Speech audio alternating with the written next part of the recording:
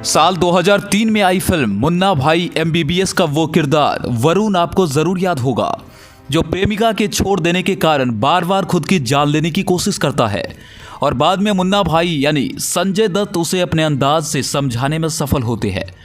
इस 7 मिनट के रोल को विशाल ठक्कर ने बहुत अच्छे से निभाया था। इसी किरदार की वजह से उन्हें बॉलीवुड में एक मुकाम हासिल हुआ। इसके बाद उन्होंने टेंगो, चार्ली और चांदनी बार जैसी कुछ और फिल्में की, कुछ टीवी सीरियल्स भी किए, जिनमें तारक मेहता का उल्टा चश्मा, वीर शिवाजी और कलर्स पर आने वाला शो थपकी प्यार की बहुत लोकप्रिय है। वही विशाल ठक्कर जनवरी 2016 से लापता है। विशाल ठक्कर ने 31 दिसंबर 2015 की रात अपनी मां दुर्गा से कहा कि वो फिल्म देखने जाना चाहते हैं।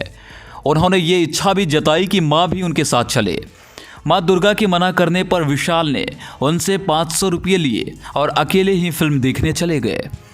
उसी रात करीब 1 बजे विशाल के फ़ोन से उनके पिता महेंद्र ठक्कर को एक मैसेज आया, जिसमें लिखा था कि मैं नए साल की पार्टी में जा रहा हूं, सुबह मिलते हैं।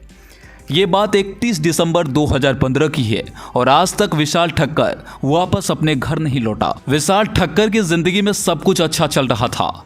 फिर अचानक अक्टूबर 2015 में उसे मॉलेस्टेशन के आरोप में गिरफ्तार कर लिया गया।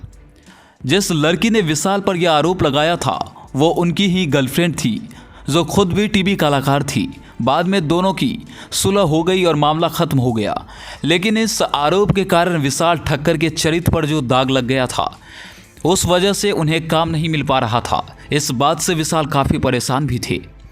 31 दिसंबर 2015 को उन्होंने टीवी पर सुपरमैन रिटर्न्स मूवी देखी थी।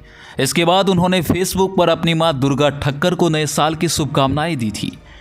रात 8:16 पर उन्होंने देवी देवताओं के कुछ फोटोज़ के साथ एक पोस्ट डाली थी, जिसका कैप्शन था टाइम स्टार्ट्स नाउ। इसके बाद विशाल ने एक वीडियो भी पोस्ट किया था, जिसमें वो सभी को नए साल की शुभकामनाएं दे रहे हैं। रात 10:30 बजे उन्होंने अपनी मां से कहा कि मूवी देखने चलते हैं। मां ने मना कर दिया तो वो उनसे 500 रुपये लेकर अकेले ही हॉलीवुड की फिल्म स्टार वार्स देखने चले गए।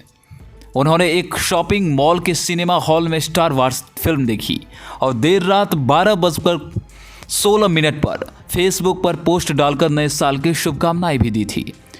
उसी रात करीब 1 बजे विशाल के फ़ोन से उनके पिता महेंद्र ठक्कर को एक मैसेज आया, जिसमें लिखा था कि मैं नए साल की पार्टी में जा रहा हूं, सुबह मिलते हैं। लेकिन वो सुबह फिर कभी नहीं आई। अगली सुबह विशाल का फ़ोन भी बंद हो गया। विशाल ठक्कर की अचानक लापता होने के बाद उनके चिंतित माता पिता ने 6 जनवरी को मुंबई के मुलुंड पुलिस स्टेशन में उनकी गुमशुदगी दर्ज करवाई।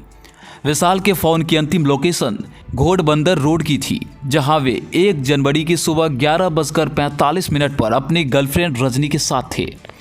दरअसल विशाल अहमदाबाद हाईवे पर स्थित एक रिसोर्ट में नए साल का जश्न मनाने के बाद अपनी प्रेमिका रजनी राठौर के साथ वापस आ रहे थे।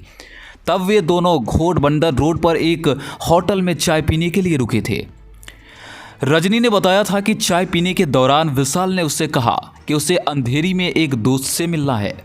इसके बाद उसने अंधेरी के लिए ऑटो ली और चला गया। बाद में रजनी ने उसे ढूंढने की कोशिश की, लेकिन कोई नतीजा नहीं निकला। उसका फ़ोन भी बंद हो गया है। आखिर विशाल ठक्कर के साथ उस दिन क्या हुआ था? क्या उनका अपहरण कर लिया गया था? अगर ऐसा था तो विशाल के माता पिता के पास फिरौती के लिए कोई फ़ोन क्यों नहीं आया? विशाल का लिखा हुआ कोई नोट भी नहीं मिला था, जिससे ये अंदाज़ा लगाया जा सके कि वो खुद अपनी मर्जी से कहीं चले गए हैं। उनके बैंक अकाउंट में भी उसके पास कोई हरकत नहीं हुई। उसके बाद कोई हरकत नहीं हुई। अस्पतालों में भी पता किया गया, लेकिन वहाँ पर विशाल के हुलिये से मिलता जुलता कोई एक्सीडेंट केस नहीं आया था। विशाल की गर्लफ्रेंड कुछ महीने के बाद अपने ही घर में मृत पाई गई। मौत का कारण था दिल का दौरा पड़ना। यह केस 800 गुमशुदा लोगों का पता कर चुके मशहूर कांस्टेबल राकेश पांडे को भी दिया गया था, लेकिन वो भी विशाल का पता नहीं लगा सके।